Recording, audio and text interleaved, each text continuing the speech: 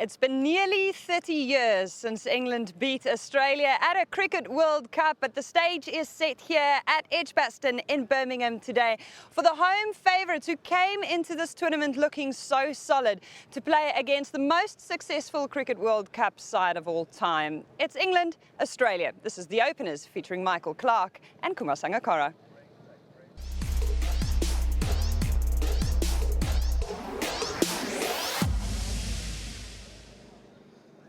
"64 runs, that's what was in it last time England and Australia met. But of course today is a little different since it's a semi-final and absolutely anything could happen out here.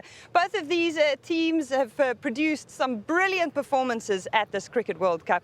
England came into this Cricket World Cup looking so solid, but they had a wobble of their own. Good morning, Michael. Good morning, Kumar. Good morning. Beautiful Elma. day. This is setting up to be a spectacular one if the sunshine sticks around like this. Yeah, it's beautiful, isn't it? I think a few nerves around as well from both teams. I've seen a couple of players from both sides. Obviously some excitement, but yeah, I think we are in for an unbelievable game. I think England's form of late has been outstanding, so they'll be full of confidence. And I think Australia will take confidence in the fact that they've beaten England in this tournament so far. Kumar, before I put Michael on the spot about exactly what it's like winning a Cricket World Cup, let's talk about this venue and the relevance of Birmingham, of Edgbaston for these two sides. Yeah, it looks a really good pitch, short, straight boundaries. So if batsmen are trying to attack, that's one of the areas they will look to access. Just talking to Michael earlier, and he was of the opinion that spin sometimes can go for runs, and I understand why, especially since with the two new balls, without much turn there, bowling fuller lengths might be costly for spin, but at the same time, it's a good pitch to bat on, great ground to play on, beautiful weather. Win the toss, I reckon, bat first, put up a total, and that might be quite a crucial thing about this game. Yeah. As a captain who wants to win a tournament like this, what do you say to your guys coming into a match that you've just beaten these guys by 64 runs the other day? It's been 2 weeks. Yeah, well, I think you're playing against a different team now. I think Australia's playing a different team to what they played a few weeks ago against England. Like I say, England's got momentum and confidence at the moment. So it's funny, I probably feel for Australia to beat England, they need to play the brand of cricket that I would advise other teams to play against Australia. And what I mean by that is a great example was yesterday the way New Zealand approached their bowling innings. That aggressive intent from ball one. I think Australia's got to look to attack England, and that's as much about mindset as the skill of how you play it on the field as well. So I think Australia have to be ready to go from ball one and really hit England hard.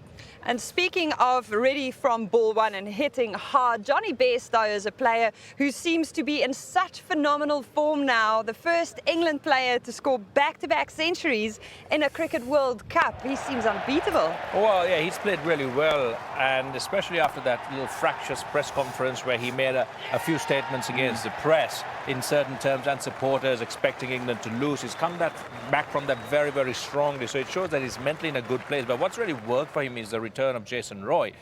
With Vince, he was happy to try and play second fiddle, allowed too much pressure to build on Vince. But with Jason Roy there, the runs keep flowing, the boundaries keep coming, less pressure on Bairstow to try and deliver a bigger innings or a more risky innings right from the start, and he enjoys that role. So I think that partnership is so crucial for England, and I agree 100% with Michael. If you break that partnership, that's going to be key to limiting England to manageable totals. What is Jason Roy thinking? How do you stop Stark and Cummins from having the kind of impact that we've seen them had in this tournament? Look, I think England's got to play the same brand of cricket they've been playing. I think Jason Roy and Johnny Bairstow have to look to be aggressive up front. Again, if the ball is going to swing, then it might take a couple of overs to see that off. But generally here, you've got a beautiful batting pitch. As Kumar mentioned, you've got lightning fast outfield, small straight. I think you've got to take Australia on. Don't hesitate. Don't fear getting out. And that's what I think England's been doing really well of late. Since having Jason Roy back at the top of the order, all the fear is gone. And they're playing with freedom now, and that's why they're having success.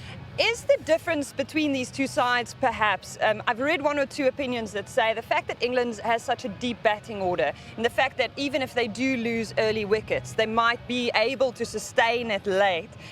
Do you think that's maybe a point of difference, Kumar? Well, it's been a point of difference for England right throughout the last 2.5 years. Many a time they've been in deep trouble, 3 or 4 down for not much, especially with the way they played their attacking brand of cricket, and then the low orders come in and bail them out. So that begs the question, are they going to choose Moeen Ali in this side to see whether they can extend that batting lineup, or are they going to go with their attacking pace lineup, pick Adil Rashid as a wicket taker, and really keep that attacking mindset going? I think those kinds of decisions can really set this up, this particular game to be a great game, and for England to have the weapons they need to try and get the wickets. Speaking of that attacking mindset, do you then, if Jofra Archer starts well, and he's been absolutely scintillating to watch, if he starts well, do you bowl him out? Do you leave him out there to cash in as much as you possibly can? I want 3 wickets ASAP if I'm bowling to either team. That's my goal as captain, because the top order is so dominant for both teams. And it's not just about how many runs they can make, it's how they make them. Jason Roy, Johnny Bairstow, so aggressive.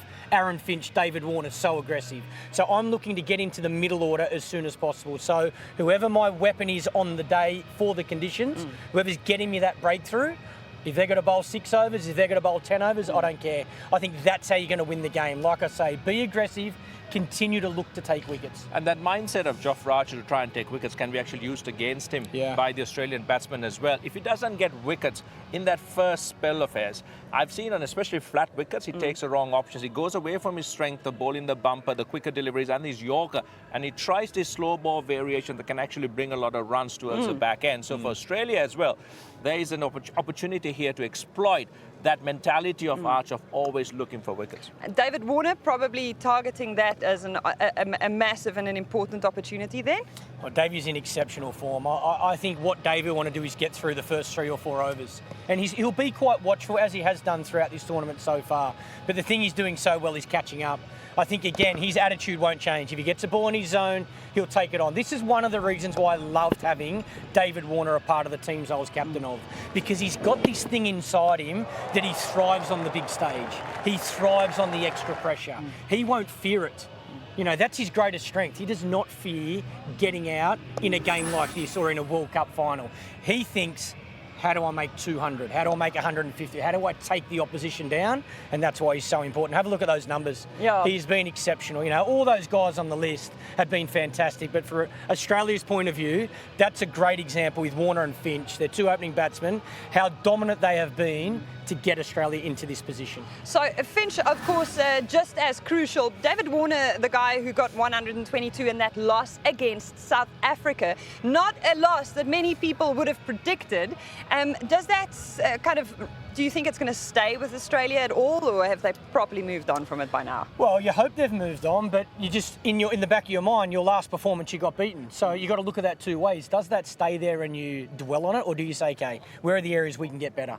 And I think there's a number of areas. I don't think Australia executed with the ball. They were okay in the field, which normally they're brilliant in the field, and then their middle order let them down again as well. But in saying that, they still got so close. You know, I think that's one of the positives they can take away, that they had a poor performance, yet they weren't too far away from chasing such a big total. But there's no doubt, if they're going to beat England today, they've got to be a lot better than they were against South Africa. I heard Kevin Peterson saying this morning the fact that history favours Australia and is so heavily in their favour could add to the pressure and it could be used to make it more uncomfortable for them coming into this. But you are giving a wry smile in response to that, Michael Clark. I don't think it's going to make any difference. Again, you know, I think when you're on the positive side, you look for any ammunition you can to give you a slight advantage. So Australia could say 6 of their players played in the 2015 World Cup, so they know how to win World Cups.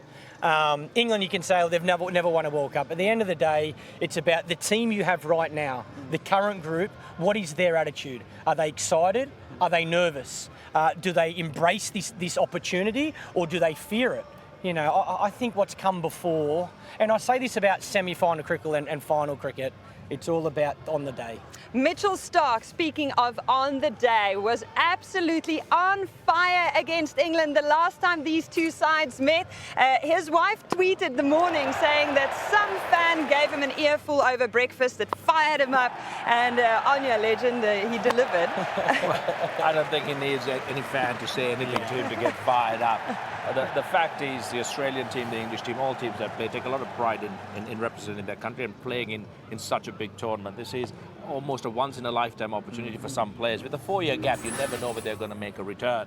And for Mitch Starc, with those numbers, it's an outstanding tournament. Yeah. The whole point is today. As Michael Clark said, what is he going to do today? He's going to look at this pitch, look at the batsman, look at his own bowling form, and he's going to look for wickets. If you hunt wickets in that first 10 overs and you break through with 2 or 3, then you know that you've got your side on top. And his ability with the older ball and looking at the pitch, it could be abrasive enough to give him some reverse swing at the end, and also a few bare pitchers on either side as well. So throws coming in from the boundary into those will scuff up the ball, and that will make Mitch Starc even more dangerous. Swing with the new ball, wickets, coming back in, shutting sides down. Both of you, where will this be won and lost?